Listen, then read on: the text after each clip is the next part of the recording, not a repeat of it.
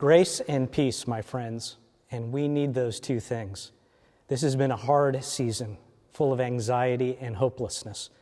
We need hope, we need healing, and we need glory. And I bet all of us can't wait for Easter morning when we can celebrate our reason for hope. But let me suggest to you in the next few minutes that we really need the day that happened right before that. In fact, the day that was required for Easter to exist. It's the events that we are talking about tonight, especially the event of Friday. Friday that we call good.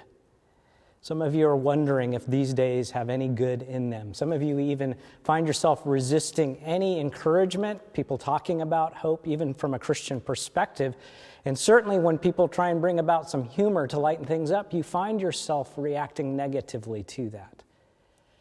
And you're asking yourself the question, could there be any good in this moment? Well, many times, before you can answer a question like that, you have to answer a more fundamental question.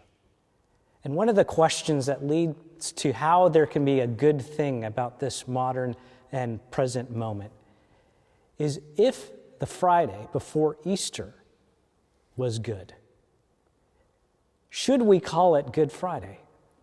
And tonight, just for the next few moments, I want to argue absolutely, because the Bible and its story call it good.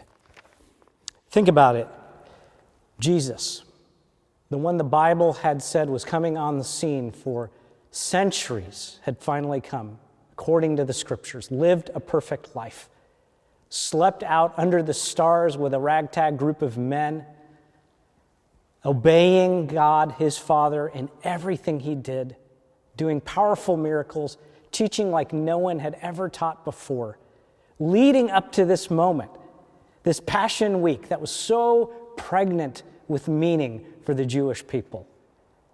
And Friday comes. Suffering. A failed mission. Abandoned. And not just abandoned by a group of people distant from him, but abandoned by his closest friends. Emotional trauma. Physical suffering. A failed mission. It seemed like vanity. Vanity of vanities. How can we call this a good thing? In fact, listen to the scripture, Isaiah 53, verse 3, talking about Jesus. He says this, he was despised and rejected by men, a man of sorrows and acquainted with grief, and as one from whom men hid their faces. He was despised, and we esteemed him not. Even the scriptures seem to suggest that this was nothing good. But here's the deal. Often when we're struggling with the goodness of something like what happened on that Friday, with this Jesus being beaten, being rejected, and then ultimately hung on a Roman cross, we are not backing up enough to see the full picture. Or put another way, we stop reading mid-sentence because the story continues. And sometimes we're so caught up in the tragedy and the darkness and the ugliness of it all, we forget to keep reading as if the story continues. And so here is the full story. That Friday was tragic at one level. It was a horrible week at one level. But it was also the culmination and fulfillment of a plan that required for a dark evening where Jesus died on a Roman cross. Because of what it led to. If we keep reading on Isaiah, it says, surely on that cross, on that Friday, he had borne our grief and carried our sorrows. Yet we esteemed him stricken, smitten by God, and afflicted. But here's the thing, he was pierced for our transgressions, for my transgressions, for your transgressions. He was crushed for our iniquity. Upon him was the chastisement that brought us peace. And with his wounds we are healed. All we like sheep have gone astray. We have turned, every one, to his own way, and the Lord has laid on him the iniquity of us all. It was a hard week. It was a tragic week at one level. But it was not a failed mission. It was not a vain life. Good Friday was actually good at the deepest level. And Jesus knew it. And let me quickly show you. Many of us remember that as he was dying on the cross, he cried out to his Father. He said, my God, why have you forsaken me?" And if you know a little bit about that, he was actually quoting Scripture. He was quoting the first verse of Psalm 22. And we have called this the cry of dereliction, the cry of abandonment. Again, how can this be good?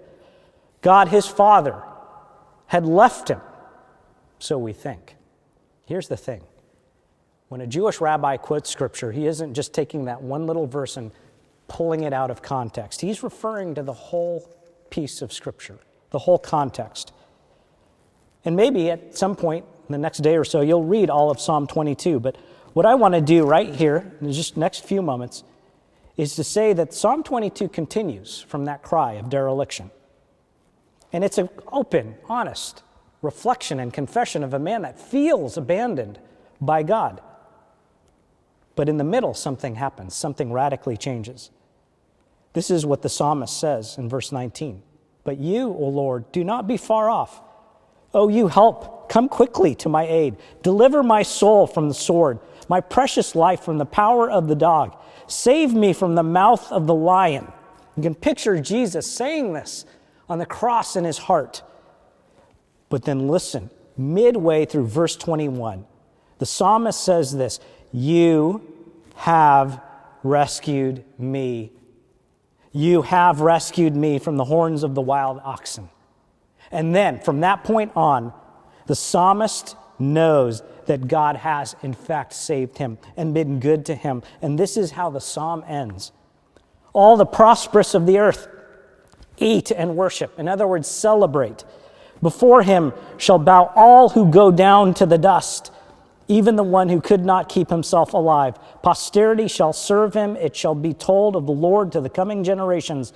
They shall come and proclaim his righteousness," God's righteousness, "to a people yet unborn, that he has done it." He has done the work of healing, of hope, of peace. Jesus may not have quoted the entire psalm, but by just saying the first verse, he was saying, I believe this whole thing. I believe the Father isn't going to abandon me. The Father is going to rescue me, and I will praise him. Good Friday was, in fact, good. Jesus said in John chapter 12, verse 24, "Truly, truly, I say to you, unless a grain of wheat falls into the earth and dies, it remains alone. But if it dies, it bears much fruit." Good Friday is the centerpiece of the entire story of hope. And one of the things that makes Good Friday good is though it was full of darkness and tragedy and death, those three things would not have the final word.